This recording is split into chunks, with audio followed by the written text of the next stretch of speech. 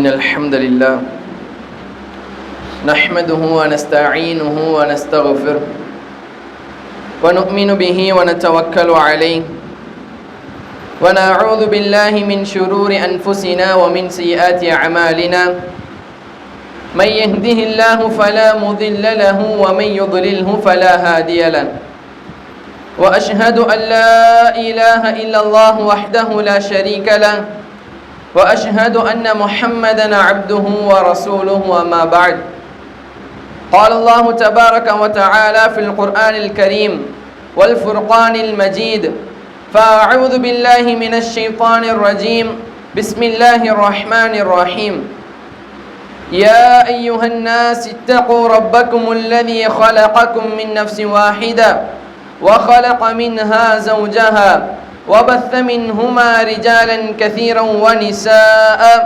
واتقوا الله الذي تساءلون به والأرحام إن الله كان عليكم رقيبا وقال أيضا يا أيها الذين آمنوا اتقوا الله حق تقاته ولا تموتن إلا وأنتم مسلمون وقال أيضا يا أيها الذين آمنوا اتقوا الله وقولوا قولا سديدا يصلح لكم أعمالكم ويغفر لكم ذنوبكم ومن يطع الله ورسوله فقد فاز فوزا عظيما قال نبينا صلى الله عليه وسلم فإن أصدق الحديث كتاب الله وأحسن الهدي هدي محمد صلى الله عليه وسلم وشر الأمور محدثاتها وكل محدثة بدعة وكل بدعة ضلالة وكل ضلالة في النار اللهم صل على محمد وعلى آل محمد كما صليت على إبراهيم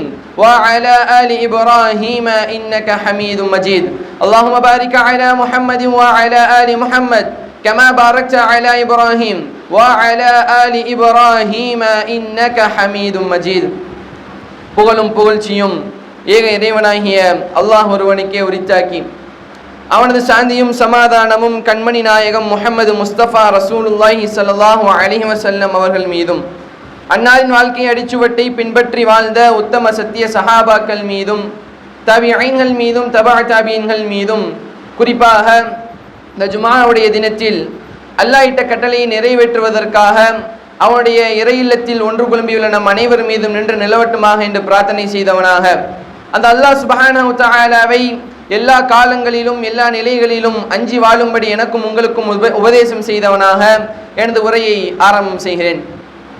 அன்புள்ள சகோதரர்களே சகோதரிகளே அல்லாஹ்வின் நல்லடியார்களே, இன்று இந்த ஜுமாவுடைய உரையில் நாம் பார்க்க இருப்பது என்ன அப்படின்னா, இந்த உலகத்தில்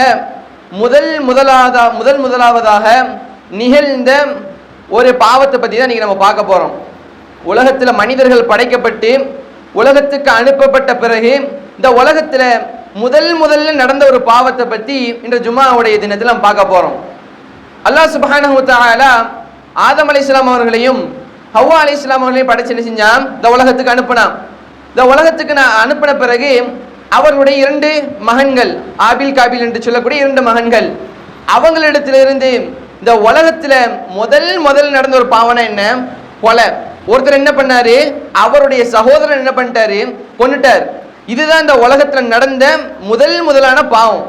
இதை குறித்து நபி ஸல்லல்லாஹு அலைஹி வஸல்லம் சொன்னாங்க, அதன் காரணத்தினால அவர் முதல்ல கொலை பண்ணாரு, அதன் காரணத்தினால உலகம் அழியும் வரைக்கும் யார் எல்லாம் கொலை பண்றாங்களோ அதில் ஒரு பங்கு யாருக்கு உண்டு, அவருக்கு உண்டு என்பதாக நபி நாயகம் ஸல்லல்லாஹு அலைஹி வஸல்லம் அவர்கள் காமிச்சு சொல்லி தந்தாங்க. ஆகவே அன்புள்ள சகோதரர்களே, இன்று ஜும்மாவுடைய தினத்தில் கொலையை பற்றி இஸ்லாம் என்ன சொல்லுது? இந்த இஸ்லாமிய மார்க்கம் என்பது வெறுமனே அல்லாஹ்வை எப்படி வணங்கணும், வணக்க வழிபாடுகளை எப்படி செலுத்தணும் அதை மட்டும் சொல்லி தரல.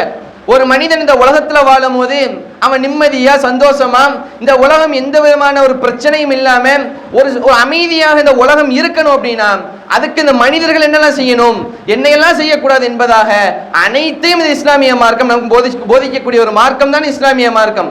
இந்த இஸ்லாமிய மார்க்கம் அது அடிப்படையில கொலையை பத்தியும் தற்கொலையை பத்தியும் என்ன சொல்லுது? இஸ்லாமியர் நாம இருக்கக்கூடிய நாமும் கண்டிப்பா நம்ம தெரிஞ்சிருக்கணும். இஸ்லாம் ஒவ்வொரு விஷயங்களையும் பத்தி நமக்கு எதை சொல்லி தருது? கொலையை பத்தி இஸ்லாம் என்ன சொல்லுது, தற்கொலையை பத்தி இஸ்லாம் என்ன சொல்லுது என்பதாக அனைத்து விஷயங்களையும் பற்றி ஒரு அறியக்கூடிய மக்களாக முஸ்லிம்களாகிய நாம் அதை என்ன செய்யணும், இருக்க வேண்டும். அன்புள்ள சகோதரர்களே, நல்லடியார்களே, நாம் வாழக்கூடிய இந்த இந்தியாவை எடுத்துக்கிட்டோம் அப்படின்னா கிட்டத்தட்ட ஒவ்வொரு வருஷத்துக்கும் 28,000 29,000 அந்த அளவுக்கு மக்கள் என்ன செய்யறாங்க, கொல்லப்படுறாங்க. இந்தியாவில் ஒவ்வொரு வருடமும் குறைஞ்சது 28,000 கொலை என்ன செய்யுது இந்தியாவில் நடக்குது. எந்த அளவிற்குனா 1 மணி நேரத்துக்கு குறைஞ்சது ஒரு 3 கொலையாவது எங்க நடக்குது, இந்தியாவில் நடக்குதுன்னு சொல்லி கணக்கெடுப்பு எடுத்து சொல்றாங்க. அன்புள்ள சகோதரர்களே, அல்ல நல்லடியார்களே, இன்றைக்கு உலகளாவிய அளவு நம்ம பார்த்துக்கிட்டோம் அப்படின்னா கொலை செய்யறது யாரா காமிச்சிருக்கிறாங்க, இஸ்லாமியர்கள். எந்த அளவுக்கு அப்படின்னா திரைப்படம் எடுப்பாங்க, கதைகள் எழுதுவாங்க, எல்லாத்துலையும் கொலை செய்யக்கூடியவர் எப்படி தெரியுமா வருவாரு, பெரிய ஒரு தாடி வச்சு மீசை எல்லாம் ட்ரிம் பண்ணி தலையில ஒரு தொப்பி போட்டு ஒரு நீளமான ஒரு ஜுப்பாவை போட்டு இவர் தான் என்ன செய்வாரு, கொலை பண்ணுவாரு.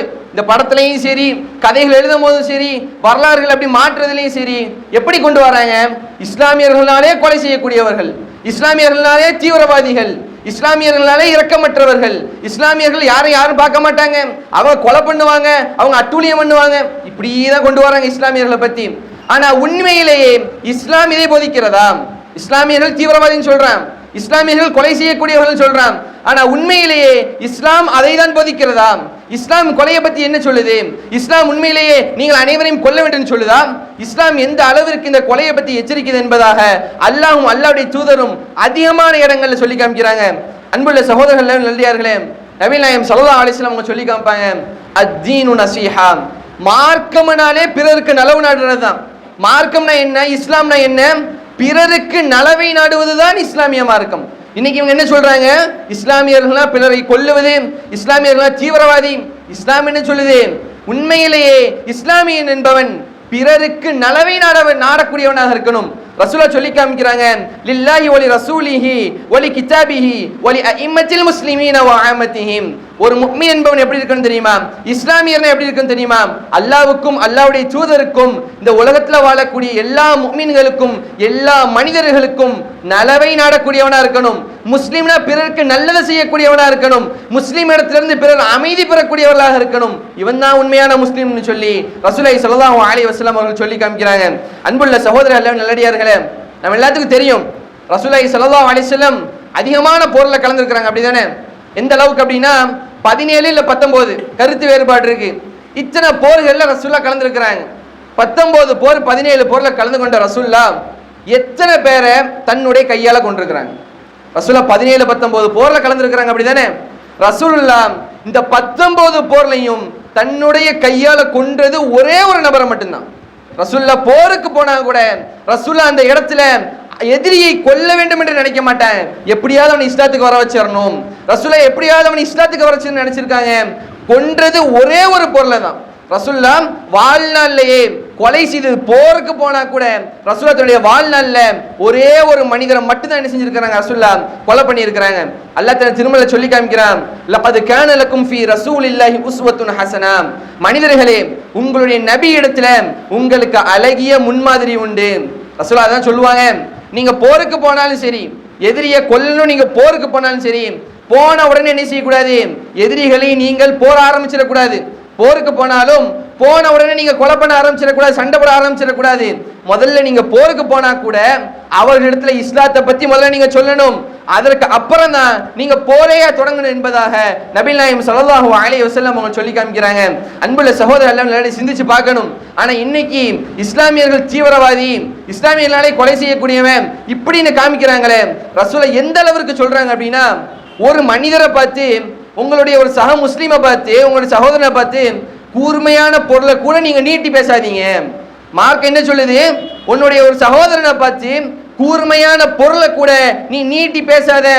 ஏன் தெரியுமா, சில நேரத்தில் ஷைத்தான் அதை கொண்டு அவங்கள குத்த வச்சிருவான். நம்ம என்ன செஞ்சுட்டு இருக்கிறோம், நம்மளை எப்படி சித்தரிக்கிறாங்க, முஸ்லிம்கள் தீவிரவாதிகள். ஆனா மார்க் என்ன சொல்லுது, ஒரு கூர்மையான பொருளை கூட நீ எடுத்து இன்னொருத்தருக்கு முன்னாடி நீட்டாத என்பதாக மார்க்கம் நமக்கு சொல்லி காமிக்கிறது. அன்புள்ள சகோதரர்கள் சிந்திச்சு பார்க்கணும். ரசூலுல்லாஹ் சொல்லி இருக்கிறாங்க, மன் ஹமிலா அலைனா ஸிலாஹ ஃபலைஸ மின்னா. யார் ஒரு முஸ்லிமுக்கு எதிராக கத்தியை தூக்குறானோ, ஒரு முஸ்லிமுக்கு எதிராக யார் வாளை ஏந்தி சண்டை போடணும்னு போறானோ அவன் முஸ்லிமே கிடையாது ரசூலுல்லாஹ் சொல்லிட்டாங்க. ஒரு முஸ்லிமை பார்த்து இன்னொரு முஸ்லிம் சண்டை போடணும், அவனை வெட்டணும், அவனை கொல்லணும்னு ஒருத்தன் போறானா ஃபலைஸ மின்னா, அவன் நம்மை சார்ந்தவன் அல்ல, அவன் முஸ்லிம் கிடையாது என்பதாக நபிகள் நாயகம் ஸல்லல்லாஹு அலைஹி வஸல்லம் அவர்கள் சொல்லி காமிக்கிறாங்க. அன்புள்ள சகோதரர்களே, நல்லடியார்களே, இந்த உலகத்துல வாழும்போது இன்னைக்கு நம்ம பார்க்கிறோம், குறிப்பா இஸ்லாமிய இளைஞர்கள் எதுக்கெடுத்தாலும் கத்தியை தூக்கிட்டு இந்த இன்ஸ்டாகிராம்லையும் ஃபேஸ்புக்லயும் போஸ்ட் போடுறது, வீர வசனம், அந்த வசனம், இந்த வசனம் சொல்லிட்டு கத்தியை தூக்கிட்டு நிக்கிறது, வாளை தூக்கிட்டு நிக்கிறது, அருவாவை தூக்கிட்டு நிக்கிறது. ரசூலுல்லாஹ் என்ன சொன்னாங்க? ஒரு முஸ்லீம் இன்னொரு முஸ்லீமை பார்த்து கூர்மையான பொருளை கூட நீட்டக்கூடாதுன்னு சொல்லி இருக்கிறாங்க. ஆனா இன்னைக்கு இஸ்லாமிய இளைஞர்கள் என்ன பண்ணிட்டு இருக்கிறாங்க? வாளை தூக்கிட்டு நிக்கிறது என்ன, அருவாளை தூக்கிட்டு நிக்கிறது என்ன வச்சுட்டு எல்லாத்திலையும் போஸ்ட் போட்டு விடுறது.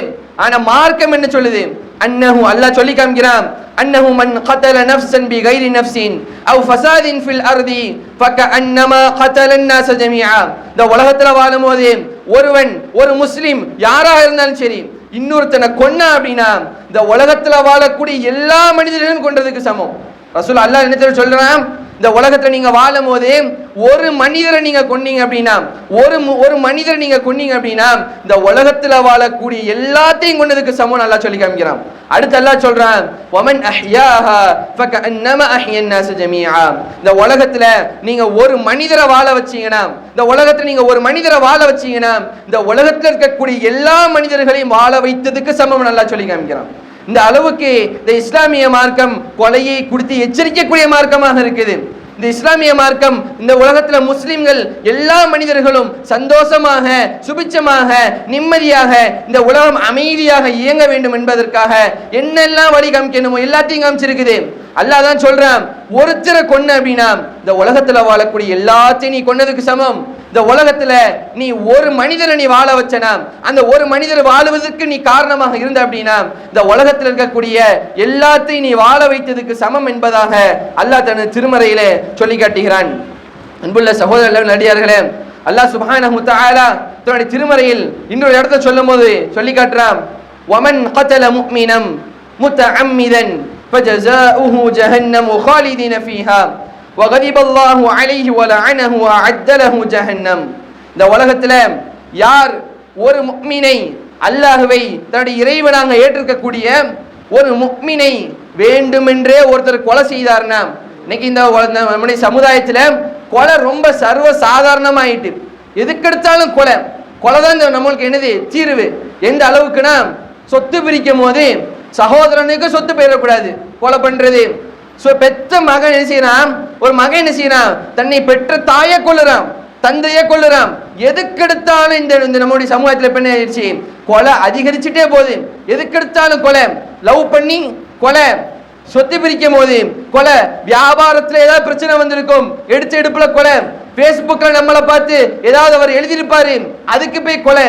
எந்த அளவுக்கு சொல்லணும் அப்படின்னா, இஸ்லாமிய அமைப்புகள் என்று பெயர் வச்சிருக்கக்கூடிய சில அமைப்புகள் தன்னுடைய அமைப்பை பற்றி தப்பாக பேசினா, தப்பா ஒண்ணு பேசல, அவங்க செஞ்சதை சொல்றதுக்காக கொலை மிரட்டல் கொலை மிரட்டல் விடுறாங்க அப்படின்னா எந்த அளவிற்கு இஸ்லாமிய சமூகம் மோசமான ஒரு போக்குல இருக்குன்னு நம்ம புரிஞ்சுக்கணும். எந்த அளவுக்கு பேருக்கு அவங்க யாராம்? இஸ்லாமிய அமைப்பு. அவர்கள் செய்யக்கூடிய தவறுகளை நம்ம சொன்னோம் அப்படின்னா என்ன வருது? கொலை மிரட்டல் வருது. ஜும்மா பேசிட்டு கீழே இறங்கணும்னு என்ன வராங்க? கொலை மிரட்டல் கொடுக்குறாங்க. அன்புள்ள சகோதரர்களே, நடிகார்களே, நம்ம அல்லாஹ் தன் திருமறையில சொல்லி காட்டுறான், ஒரு முஃமினை நீ வேணுமென்றே கொன்ன அப்படின்னா உன்னுடைய நாளைக்கு மறுமையில உனக்கு இருக்கக்கூடிய நிலை என்ன தெரியுமா? அவனுடைய கூலி என்ன தெரியுமா? ஃபஜஸாஉஹு ஜஹன்னம், உனக்கு நாளைக்கு மறுமையில நரகம் என்பதாக அல்லாஹ் தன் திருமறையில சொல்லி காட்டுறான். இந்த உலகத்துல வாழும் போது எந்த சூழ்நிலையா வந்துட்டு போட்டும், ஒரு முஃமினை ஒருவன் கொன்றான் அப்படின்னா நாளைக்கு மறுமையினுடைய கூலி என்ன? வஜஸாஉஹு ஜஹன்னம் காலிதீன ஃபீஹா, நாளைக்கு மறுமையில அவனுடைய கூலி நரகம் தான். காலிதீன ஃபீஹா, அந்த நரகத்துல அவன் நிரந்தரமாக இருப்பான். வகதிபல்லாஹு அலைஹி, மேலும் இந்த உலகத்திலையும் சரி நாளைக்கு மறுமையிலையும் சரி அல்லாஹ்வுடைய கோபத்திற்கு ஆளானவனாக ஆகிறான். வலஅனஹுல்லாஹு அலைஹி வலஅனஹு, மேலும் அல்லாஹ்வுடைய சாபத்திற்குரியவனாக அந்த கொலையாளி ஆகிறான் என்பதாக அல்லாஹ் தன் திருமறையில சொல்லி காட்டுறான். அன்புள்ள சகோதரர்களை சிந்திச்சு பார்க்கணும். கோபத்துல ஒரு இதுல என்ன செஞ்சிரும்? போய் கொலை பண்றாங்க. அதனுடைய முடிவு என்ன? அல்லாஹ் சொல்றான், இந்த உலகத்திலையும் சரி இந்த உலகத்திலே நிம்மதி இல்லை, இந்த உலகத்திலேயும் சந்தோஷம் இல்லை, நிம்மதி இல்லாத ஒரு வாழ்க்கை இந்த உலகத்திலே இருக்குது. நாளைக்கு மறுமையிலே அல்லாஹ் சொல்றான், யார் ஒரு முஃமினை வேண்டுமென்றே கொல்கிறீர்களோ அவனுடைய தண்டனை நாளைக்கு மறுமையில நீங்க நரகத்துல நிரந்தரமாக இருப்பீங்க. இந்த உலகத்திலையும் சரி நாளைக்கு மறுமையிலையும் சரி அல்லாஹ்வுடைய கோபத்திற்கும் அல்லாஹ்வுடைய சாபத்திற்கும் உரியவர்களாக கொலையாளிகள் இருப்பார்கள் என்பதாக அல்லாஹ் சொல்றான். அத்தலஹு ஜஹன்னம், இந்த கொலையாளிகளுக்காகவே நாளைக்கு மறுமையில அல்லாஹ் நரகத்தை தயார்படுத்தி வச்சிருக்கிறான்னு சொல்லி அல்லாஹ் தன் திருமறையில சொல்லி காட்டுறான். அன்புள்ள சகோதரர்கள் நிறைய சிந்திச்சு பார்க்கணும். நபி நாயகம் ஸல்லல்லாஹு அலைஹி வஸல்லம் சொல்லி காமிக்கிறாங்க, இஜ்தனிபு சபஅல் மூபிகாத், பெரும்பாவங்களை விட்டு நீங்க விலகி இருங்க. 7 பெரும்பாவங்கள் இருக்குது, அந்த பெரும்பாவங்களை விட்டு நீங்கள் விலகிருங்கள். இந்த 7 பெரும்பாவங்கள் நாளைக்கு மறுமையிலையும் சரி இந்த உலகத்திலையும் சரி, இந்த உலகத்திலே உங்களை நிம்மதியற்ற ஒரு வாழ்க்கைக்கு அது ஏற்படுத்தும். இந்த உலகத்திலே அல்லாஹ்வுடைய சாபத்திற்கும் அல்லாஹ்வுடைய கோபத்திற்கும் அது வழிவகுக்கும். நாளைக்கு மறுமையிலையும் கை சேதப்பட்டவர்களாக, நஷ்டவாளிகளாக, இழிவடைந்தவர்களாக நரகத்திற்கு நீங்க போவதற்கு இந்த 7 விஷயம் காரணமாக இருக்கும். இந்த 7ஐ விட்டு நீங்க தவிர்ந்திருங்க. ரசூலுல்லாஹ் முதலாவது சொன்னாங்க, அஷ்ஷிர்கு பில்லாஹ், அல்லாஹ்விற்கு இணை வைப்பதை விட்டு நீங்க தவிர்ந்திருங்க. ரசூலுல்லாஹ் இரண்டாவது சொன்னாங்க, அஸ்ஸிஹர், சூனியத்தை விட்டு நீங்க தவிர்ந்திருங்க. ரசூலுல்லாஹ் மூணாவது சொன்னாங்க, வ கத்லுன் நஃப்ஸ் அல்லதி ஹர்ரமல்லாஹு இல்லா பில் ஹக், அல்லாஹ் புனிதமாக்கிய அல்லாஹ் கண்ணியப்படுத்திய ஒரு உயிரை நீங்க கொல்லாதீங்க. ரசூலுல்லாஹ் என்ன சொன்னாங்க, அல்லாஹ் கண்ணியப்படுத்தி இருக்கிறான் ஒரு உயிரை, அல்லாஹ் புனிதமாக்கி வச்சிருக்கிறான், அந்த உயிரை நீங்க கொன்னீங்க அப்படின்னா இந்த உலகத்திலையும் சரி நாளைக்கு மறுமையிலையும் சரி கை சேதப்பட்டவர்களாக நீங்க ஆவீங்க என்பதாக நபி நாயகம் ஸல்லல்லாஹு அலைஹி வஸல்லம் அவர்கள் எச்சரித்து சொல்றாங்க. இந்த 7 பாவங்களை விட்டும் நீங்க விலகி இருங்க, அதன் பக்கம் போவாதீங்க என்பதாக நபி நாயகம் ஸல்லல்லாஹு அலைஹி வஸல்லம் அவர்கள் எச்சரிக்கிறாங்க. அன்புள்ள சகோதரர்களே, கொஞ்சம் சிந்திச்சு பார்க்க ஒரு ஹதீஸை பாருங்க. இஸ்லாமிய மார்க்கம் எந்த அளவிற்கு இந்த கொலையை பத்தி எச்சரிக்குது அப்படின்னா, ரசூலுல்லாஹ் சொல்லி காமிக்கிறாங்க, 2 இளைஞர்கள் சண்டை போடணும்னு வராங்க. இவனும் கத்தியை தூக்கிட்டு வரான், அவனும் கத்தியை தூக்கிட்டு வரான். ரசூலுல்லாஹ் சொல்றாங்க, அல் காத்திலு வல் மக்தூலு ஃபின்னார், 2 பேர் சண்டை போடணும்னு வரான். கொன்னவனும் நாளைக்கு மறுமையில நரகத்துல இருப்பான், கொல்லப்பட்டவனும் நாளைக்கு மறுமையில நரகத்துல இருப்பான். சஹாபாக்கள் கேட்கிறாங்க, யா ரசூலுல்லாஹ், கொன்னவன் நரகத்துக்கு போறான், சரி அவன் பாவம், அவன் என்ன பண்ணிட்டான், ஒருத்தனை கொலை பண்ணிட்டான், ஒரு முஸ்லீமை ஒரு முஃமினை கொலை பண்ணிட்டான், ஒரு மனிதரை கொலை பண்ணிட்டான், நாளைக்கு மறுமையில அவனுக்கு நரகம் சொன்னீங்க, அது ஓகே, அது சரி. கொல்லப்பட்டவன் அவன் என்ன பண்ணான், அவனுக்கே நாளைக்கு மறுமையில நரகத்துக்கு போவான்னு சொன்னீங்க. சஹாபாக்கள் கேட்கிறாங்க, ரசூலுல்லாஹ் சொன்னாங்க, நீங்க பார்க்கணும் 2 பேருமே அவனுடைய நோக்கம் என்ன, இவனை அவன் கொல்லணும், அவனை இவன் கொல்லணும். 2 பேருடைய நோக்கம் என்ன, மாறி மாறி கொலை பண்ணணுங்கிறது. இவன் முந்திட்டான், இவன் முந்தல அப்படின்னா இவன் அவனை கொண்டிருப்பான். அதனாலதான் ரசூலுல்லாஹ் சொன்னாங்க, அல் காத்திலு வல் மக்தூலு ஃபின்னார், 2 பேர் சண்டையிடணும், 2 பேர் ஒருத்தனை கொல்லணும்னு சொல்லி சண்டையிட வரும்போது ஒருத்தன் கொன்னானாம், அவனுக்கும் நாளைக்கு மறுமையில நரகம், கொல்லப்பட்டவனுக்கும் நரகம் என்பதாக நபி நாயகம் ஸல்லல்லாஹு அலைஹி வஸல்லம் அவர்கள் சொல்லி காமிக்கிறாங்க. ஆகவே அன்புள்ள சகோதரர்களே, நடிகார்களே, இஸ்லாமிய மார்க்கம் கொலையை பற்றி அதிகமா எச்சரிக்குது. அதனாலதான் இஸ்லாமிய மார்க்கம் ஆரம்பத்திலே இதற்கான தடைகளை விதிச்சிருச்சு. கொலைக்கான காரணம் என்ன இருக்கும், ஒன்னு கோபம். ரசூலுல்லாஹ் என்ன செய்றாங்க, ஆரம்பத்திலே தடுக்கிறாங்க, கோபப்படாதீங்க. கொலைக்கான இன்னொரு காரணம் என்னமா இருக்கும், பொறாமை. இஸ்லாமிய மார்க்கம் ஆரம்பத்தில் தடுக்குது, பொறாமப்படாதீங்க. கொலைக்கு எதுவெல்லாம் காரணமாக இருக்குமோ அது அனைத்தையும் இஸ்லாமிய மார்க்கம் ஆரம்பத்திலே தடுக்கக்கூடியதாக இருக்குது. கொலையை பற்றி அதிகமாக எச்சரிக்கை செய்யக்கூடியதாக இருக்குது. ஆகவே அன்புள்ள சகோதரர்கள், நடிகார்களே, இந்த கொலையை குறித்து எச்சரிக்கையை இந்த சமூகத்துக்கு நம்ம கொடுக்கணும். ஏன்னா இன்னைக்கு இஸ்லாமியருடைய போக்கு ரொம்ப மோசமான போக்கு ஆகிட்டு.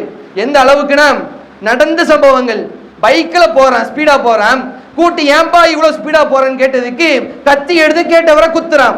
இஸ்லாமிய பெண்ணோட ஊர் சுத்துறான், ஏன்பா இப்படி போறீங்கன்னு கேட்டதுக்கு கத்தி எடுத்து குத்துறான். சம்பந்தமே இல்லாத சின்ன சின்ன விஷயங்களுக்கு அத்தா பைக் வாங்கி, அத்தாட்ட பைக் வாங்கி கேட்கிறான், அத்தா பைக் வாங்கி கொடுக்கல, அத்தாவை கொலை பண்ணுறான். அத்தா கேட்டதை வாங்கி தரல, அத்தா மீது கோவப்பட்டு அத்தாவை கொலை செய்யறான். இந்த மாதிரி சூழ்நிலைகள், இந்த மாதிரி விஷயங்கள் இன்று ரொம்ப சாதாரணமாக, ரொம்ப சர்வ சாதாரணமாக நம்முடைய நாட்டில், குறிப்பாக இஸ்லாமிய இடத்துல நடக்குது என்பதற்கு மிகப்பெரிய காரணம் என்னன்னா, இஸ்லாம் கொலையை குறித்து என்ன சொல்லுது, இஸ்லாமிய மார்க்கத்தை படிக்கல, இஸ்லாம் என்ன சொல்லுது, இஸ்லாம் இதற்கான தீர்வாக என்ன சொல்லுது, இஸ்லாம் கொலையை பற்றி எந்த அளவுக்கு கண்டிக்கிறது, கொலையாளியுடைய இந்த உலகத்தினுடைய நிலை என்ன, நாளைக்கு மறுமையில கொலை செஞ்சுட்டு போனா ஈஸியா தப்பிச்சிடலாமா? ரசூலா சொல்லி காமிப்பாங்க. ரசூலா சொல்றாங்க, உங்களுக்கும் உங்களுடைய இறைவனுக்கும் மத்தியில நீங்க எது குறை வச்சிருந்தீங்கன்னா அது உனக்கும் உன்னுடைய இறைவனுக்கும் மத்தியில உள்ளது. அவன் உன்னை நாடுனா மன்னிப்பான். ஆனா இந்த உலகத்துல ஒருத்தருக்கு நீங்க அநியாயம் பண்ணீங்க அப்படின்னா, ஒருத்தர் நீங்க கொலை பண்ணீங்க அப்படின்னா, அது அவர் மன்னிக்கிற வரைக்கும், அவருடைய குடும்பம் உங்களை மன்னிக்கிற வரைக்கும் உங்களுக்கு மன்னிப்பு என்பது கிடையாது. நம்ம இபாதத்துல தொழுகையில நோம்புல ஏதாவது குறை வச்சுட்டோம், அல்லாஹ் நம்மளை மன்னிப்பான். ஆனா அடுத்தவருக்கு அநியாயம் செய்யறமே, அடுத்தவர் உயிரை நம்ம பறிக்கிறோமே, இதற்கு அவர் மன்னிக்காதவரை நமக்கு மன்னிப்பில்லை என்பதாக நபிகள் நாயகம் ஸல்லல்லாஹு அலைஹி வஸல்லம் அவர்கள் சொல்லி காட்டுறாங்க. ஆகவே அன்புள்ள சகோதர அல்லாஹ்வின் அடியார்களே, பெரும்பாவங்களை விட்டு விலகி இருக்கக்கூடிய நன்மக்களாக அல்லாஹ் நம் அனைவரும் ஆக்கி அருள் புரிவானாக. இந்த சமுதாய மக்களிடத்துல கொலையை பற்றியான ஒரு சமூக சீர்திருத்த பணியை செய்யக்கூடிய நன்மக்களாக அல்லாஹ் நம் அனைவரும் ஆக்கி அருள் புரிவானாக. ரப்பனா ஆத்தினா ஃபித் துன்யா ஹஸனா வ ஃபில் ஆখিরাতি ஹஸனத வ கினா அஸாபன்னார்.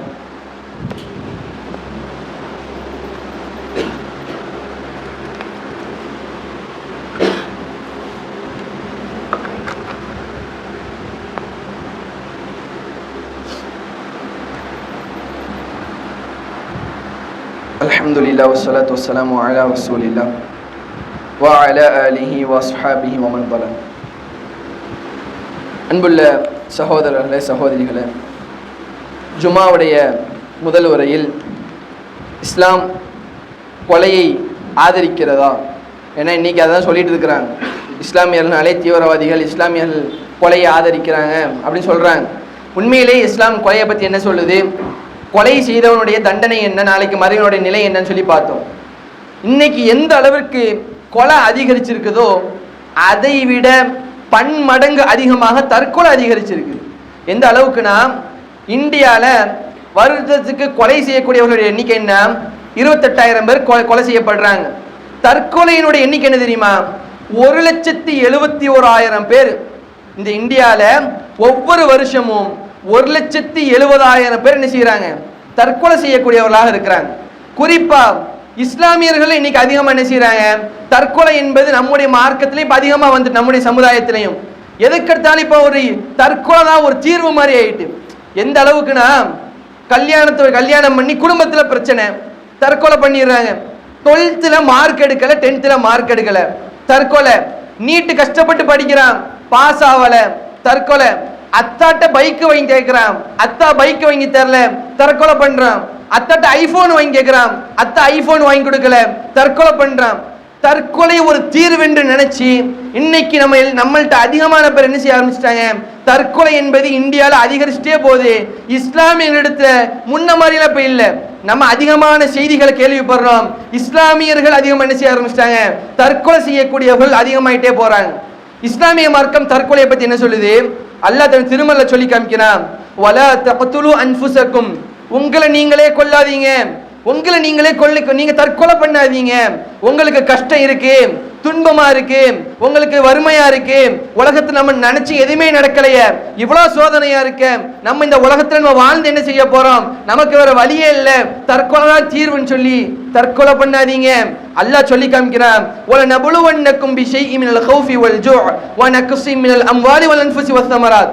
இந்த உலகத்துல உங்களை நம்ம சோதிக்கத்தான் செய்வோம்.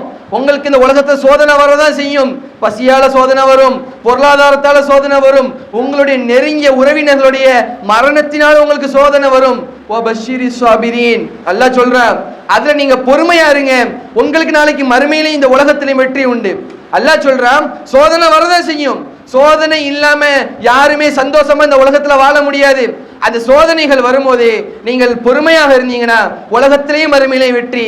ஆனா இன்னைக்கு நம்ம என்ன நினைச்சிட்டு இருக்கிறோம், தற்கொலை தான் தீர்வு, இந்த பிரச்சனையில நம்ம தப்பிக்கணும்னா தற்கொலை பண்ணிட்டு போயிடுவோம், நம்ம இருந்து ஈஸியா தப்பிச்சிடலாம் நினைக்கிறோம். அல்லாஹ் சொல்றான், வலா துல்கு பி ஐதீக்கும் இல தஹ்லுகா, நீங்களே அழிவின் பக்கம் உங்களை நீங்க தள்ளி கொள்ளாதீங்க, அழிவின் பக்கம் நீங்களே உன்னை தற்கொலை பண்ணி நீங்களே உங்களை அழித்துக் கொள்ளாதீர்கள் என்பதாக அல்லாஹ் தன் திருமறையில சொல்லி காமிக்கிறான். இந்த தற்கொலையை பத்தி இஸ்லாமிய மார்க்கம் எந்த அளவுக்கு சொல்லுது அப்படின்னா, இந்த உலகத்துல ஒருத்தர் தற்கொலை பண்ணிட்டாரு, நாளைக்கு மறுமையில அவருடைய நிலை எப்படி இருக்கும் தெரியுமா? ரசூலா சொல்லி காமிக்கிறாங்க, இந்த உலகத்துல ஒருத்தர் மலையிலிருந்து குதிச்சு தற்கொலை பண்ணார் அப்படின்னா நாளைக்கு மறுமையில நரகத்துல அவர் மலையிலிருந்து குதிச்சு குதிச்சு செத்துட்டே இருப்பாரு. இந்த உலகத்துல ஒருத்தர் விஷம் குடிச்சு மரணித்தாரு, தற்கொலை பண்ணாரு அப்படின்னா நாளைக்கு நரகத்துல அவர் மறுமையில அதே போல விஷத்தை குடிச்சு குடிச்சு சாவாரு, திரும்ப உயிர் வரும், திரும்ப விஷத்தை குடிப்பாரு, திரும்பியும் சாகுவார். ரசூலுல்லாஹ் அடுத்து சொல்றாங்க, இந்த உலகத்துல ஒருத்தர் வாழும் போது கத்தியால குத்தி கத்தியால கழுத்தெடுத்து அவர் தற்கொலை பண்ணார் அப்படின்னா நாளைக்கு நரகத்துல அவர் அதே போல தன்னுடைய வயிற்றுல கத்திய வச்சு குத்திட்டே இருப்பாரு, அவர் மரணிப்பார், திரும்பவும் உயிர் கொடுக்கப்படும், திரும்பியும் அவர் வயிற்றுல குத்துவாரு, அவர் மரணிப்பார், திரும்பியும் உயிர் கொடுக்கப்படும். இப்படி நீண்டு கொண்டே போகும் என்பதாக நபிகள் நாயகம் ஸல்லல்லாஹு அலைஹி வஸல்லம் அவர்கள் இந்த தற்கொலை செய்தவர்களுடைய தண்டனையை நமக்கு சொல்லி காமிக்கிறாங்க. அன்புள்ள சகோதரர் நல்லடியார்களே, தற்கொலை ஏன் பண்றான் ஒருத்தன்? ஒரு பிரச்சனை வருது, ஒரு கஷ்டம் வருது, ஏதோ அவன் நினைக்காத ஒண்ணு அவனுடைய வாழ்க்கையில் நடந்துருச்சு, அவன் ஏன் தற்கொலைக்கு முதல்ல போறான் அப்படின்னா அவனிடத்துல இந்த பிரச்சனையிலிருந்து அல்லாஹ் நம்ம காப்பாற்றுவாங்கிற நம்பிக்கை இல்லை. அல்லாஹ் தன் திருமலை சொல்லி காமிக்கிறான், வமை யதவக்கல அலல்லாஹி ஃபஹுவ ஹஸ்பும், யார் அல்லாஹ்வின் மீது முழுமையான நம்பிக்கை வைக்கிறாங்களோ அவர்களுக்கு அல்லாஹ் போதுமானவன். இன்னைக்கு நம்மளுக்கு நம்ம தற்கொலையினுடைய சிந்தனை ஏன் வருது? முதல்ல நம்ம தற்கொலை பண்றாங்க அந்த சிந்தனை ஏன் வருது அப்படின்னா அல்லாஹ்வுடைய சிந்தனை நம்ம இடத்துல இல்லை. அது எவ்வளவு பெரிய கஷ்டமாக இருக்கட்டும், அல்லாஹ் தன் திருமலை சொல்றது என்ன, நீ உண்மையிலேயே அல்லாஹ் எனக்கு இதை தருவான்னு சொல்லி அவன் மீது நீ நம்பிக்கை வச்சனா, முழு நம்பிக்கை நீ அல்லாஹ் மீது வை, அல்லாஹ் அதற்கான தீர்வை உனக்கு தருவான். உன்னுடைய பிரச்சனைகளை, உன்னுடைய கஷ்டங்களை, உன்னுடைய சோதனைகளை போக்குவதற்கு அல்லாஹ் போதுமானவன். ஆனா இன்னைக்கு இந்த நம்பிக்கை இல்லாத காரணத்தினாலதான் எங்க போறாங்க, தற்கொலை பண்ணிடலாம், சூசைடு பண்ணிட்டா ஈஸியா இந்த பிரச்சனையிலிருந்து வெளியே வந்துடலாம் நினைக்கிறாங்க. இதனுடைய காரணம் என்ன? முழுமையான தவக்குல், முழுமையான நம்பிக்கை என்பது நம்ம இடத்துல கொஞ்சம் கொஞ்சமா கம்மியாயிட்டே வருது. அதனாலதான் இந்த தற்கொலை என்பது அதிகரிச்சுட்டே போகுது. ஆகவே அன்புள்ள சகோதர அல்லவன் நாடியார்களே, கடைசியா ஒரே ஒரு விஷயத்தை சொல்லி முடிச்சிடலாம். தற்கொலை பண்றாங்க, இன்னைக்கு இதை சொல்ல வேண்டிய ஒரு கடமையில் இருக்கிறோம். ஏன்னா அதிகமான தற்கொலைகள் இஸ்லாமிய இடத்துல நடக்குது. அவர்களுக்கு ஜனாசா தொழுகை நடத்தலாமா நடத்தக்கூடாதா? தற்கொலை பண்றாங்க, இன்னைக்கு அவர்களை ஜனாசா தொழுகை வைக்கலாமா வேணாமான்னு சொல்லி நிறைய சர்ச்சைகள் வருது. சிலர் வைக்கலாங்கிறாங்க, வைக்க கூடாதுங்கிறாங்க. பள்ளியில் இதன் காரணமாகவே சண்டலா வருது சில ஊர்களில். சமகாலத்தில் வாழக்கூடிய மூத்த அறிஞர்கள் ஷேக் பின் பாஸ், அதே மாதிரி சாலிஹ் அல் உசைமீன் என்ன சொல்றாங்க, ரஹிமஹுல்லாஹ் என்ன சொல்றாங்க அப்படின்னா, யார் தற்கொலை பண்றாங்களோ அவர்களுக்கு தொழுகை நடத்தலாம் தான் சொல்றாங்க. ஏன்னா அல்லாஹ் தன் திருமலை என்ன சொல்லி காமிக்கிறார் அப்படின்னா, மா கான லின் நபிய்யி வல்லதீன ஆமனு அய்யஸ்தக்ஃபிரு லில் முஷ்ரிக்கீன், இணை வைத்தவர்களுக்கு நபியே நீங்களும் சரி முஃமின்களும் சரி பாவ மன்னிப்பு தேடாதீங்க அல்லாஹ் சொல்லி காமிக்கிறோம். நம்ம ஜனாசா தொழுகிறது எதுக்கு? அந்த மையத்திற்கு, அந்த மையத்துடைய பாவங்கள் மன்னிக்கப்படணும் என்பதற்காக தான் நம்ம ஜனாசா தொழுகிறோம். ஆகவே மையத்து முஷ்ரிக் அல்லாத மையத்து யாராக இருந்தாலும் சரி, இணை வைக்காத அல்லாஹ்வை மட்டும் வணங்கக்கூடிய ஒரு மையத்து, அவர் என்ன பாவம் பண்ணாலும் பரவாயில்ல, பெரும் பாவங்கள் செஞ்சிருந்தாலும் அவர்களுக்கும் ஜனாசா தொழுகை நடத்தலாம் என்பதுதான் உலமாக்களுடைய எல்லா உலமாக்களுடைய தீர்ப்பாக இருக்குது. ஆனா உலமாக்கள் சொல்லும் போது ஒரே ஒரு விஷயத்தை சொல்றாங்க, இந்த உம்மத்தில் இருக்கக்கூடிய மிகப்பெரிய இமாம்கள், அதே மாதிரி சமுதாயத்தினுடைய தலைவர்கள், பள்ளி இமாம்கள், இவர்கள் இதை விட்டு என்ன செஞ்சிருக்கணும், கொஞ்சம் விலகிக்கணும். அந்த ஜனாசா தொழுகைக்கு பெரிய மூத்த அறிஞர்கள் வருவது, இப்படி வந்துட்டாங்க அப்படின்னா அந்த தவறு என்பது ரொம்ப இலகுவாக்கப்பட்டுரும், இது பெரிய பாவம் இல்லை போல அப்படிங்கிற ஒரு சூழ்நிலை வந்துடும். ஆகவே பெரியவர்கள், இமாம்கள், அறிஞர்கள், சமூக தலைவர்கள் அந்த தொழுகைக்கு வர வேணாம், மாறாக ஒரு சில இஸ்லாமியர்கள் நின்று அந்த ஜனாசாவிற்கு தொழுகை நடத்தட்டும் என்பதாக இமாம்கள் இதற்கான தீர்வை வழங்குறாங்க. எந்த அளவுக்குனா, நம்ம இதை அவர்களுக்கு எப்படி நடத்தலாம், அவர்கள் எவ்வளவு பெரிய பாவம் பண்ணி இருக்கிறாங்க, அவர்களுக்கு போய் தொழுகை நடத்தலாமா, இப்படிலாம் பேசுறாங்க. எந்த அளவுக்கு ரசூலுல்லாஹ் இரக்கம் குணமுடையவர்கள் பாருங்க. முனாஃபிக்குடைய தலைவன் அப்படின்னு சொல்லக்கூடிய ஒருத்தன் அப்துல்லா இப்னு உபை இப்னு சலூல், இவன் தான் முனாஃபிகன்களுடைய தலைவன். இவன் மரணிச்ச போது இவருடைய மகன், அவர் உண்மையான முஃமின், அவர் வந்து ரசூலுல்லாஹ் சொல்றாரு, யா ரசூலல்லாஹ் எங்க அத்தாக்கு கொஞ்சம் தொழுக வைங்க, ஜனாசா தொழுக வைங்களேன் அப்படின்னு சொன்னோனையாம். ரசூல் என்ன பண்ணாங்க, போய் ஜனாசா தொழுக வச்சாங்க. ரசூலுல்லாஹ்க்கு தெரியும் அவன் முனாஃபிக்குடைய தலைவன் தெரியும். இருந்தாலும் ரசூல் என்ன பண்ணாங்க, வெளிப்படையில அவன் முஸ்லீமாகத்தான் காமிச்சிட்டு இருந்த எத்தனை நாள், அதன் அடிப்படையில ரசூல் என்ன பண்ணாங்க, முனாஃபிக்குடைய தலைவனுக்கு கூட ரசூல் என்ன பண்ணாங்க, போய் தொழுகை நடத்துறாங்க. ஆகவே அன்புள்ள சகோதர நல்ல நடிகார்களே, ஜனாசா தொழுகை என்பது என்னன்னா ஒரு மையத்து மரணிக்கிறார், ஒருத்தர் மரணிக்கிறாரு, அவருடைய பாவத்தை மன்னிக்க வேண்டும் என்பதற்காக நாம் அல்லாஹ்விடத்தில் கேட்கக்கூடிய ஒரு பிரார்த்தனை. முஷ்ரிக் அல்லாத யாருக்கு வேணாலும் என்ன செய்யலாம், இந்த தொழுகை நம்ம தொழுகை தொழலாம். அதே போல தற்கொலை செய்தவர்களுக்கும் தொழுகை நடத்தலாம். ஆனா அதில் அறிஞர்கள், மார்க்க தலைவர்கள், சமுதாய தலைவர்கள் என்ன செய்யக்கூடாது, பங்கேற்க கூடாது என்பதாக அனைத்து உலமாக்களும் இதில் ஏகோபித்த கருத்தில் இருக்கிறார்கள். ஆகவே அல்லாஹு ஆலம், அல்லாஹ் நன்கறிந்தவன். அல்லாஹ்வுடைய நம்முடைய காரியங்களை இலகுபடுத்துவானாக. அல்லாஹ் மீது சரியான முறையில் தவக்குல் வைத்து எல்லா சூழ்நிலைகளிலும் எல்லா பிரச்சனைகளிலும் அல்லாஹ்வை சார்ந்திருக்கக்கூடிய, அல்லாஹ்வின் மீது முழுமையாக நம்பிக்கை வைத்து வெற்றி பெறக்கூடிய நன்மக்களாக அல்லாஹ் நம் அனைவரையும் ஆக்கி அருள் புரிவானாக. உலகத்தில் வாழக்கூடிய அனைத்து முஸ்லிம்களுக்கும் முஃமின்களுக்கும் அல்லாஹ் வெற்றியை தருவானாக. முஃமின்களுக்கும் முஸ்லிம்களுக்கும் எதிராக நடக்கக்கூடிய சூழ்ச்சிகளிலிருந்தும் அவர்களை காப்பாற்றுவானாக. ஐயோக்கிய இஸ்ரேலுடைய சூழ்ச்சியிலிருந்து பலஸ்தீன மக்களை அல்லாஹ் சுப்ஹானஹு வ தஆலா பாதுகாப்பானாக. இஸ்ரேலுக்கு எதிராக அல்லாஹ் சுப்ஹானஹு வ தஆலா அவர்களை அழிப்பானாக. பலஸ்தீன் மக்களுடைய உறுதியை, ஈமானையும் சரி அவருடைய உடல் பலத்தையும் அல்லாஹ் அதிகரிப்பானாக. வ ஆகிரு தஅவானா அனில் ஹம்துலில்லாஹி ரப்பில் ஆலமீன். இன்னல்லாஹ யஅமுரு பில் அத்லி வல் இஹ்சான் வ ஈதாஇ தில் குர்பா வ யன்ஹா அனில் ஃபஹ்ஷாஇ வல் முன்கரி வல் பகி யஇதுக்கும் லஅல்லக்கும் ததக்கரூன் வ லதிக்ருல்லாஹி அக்பர்.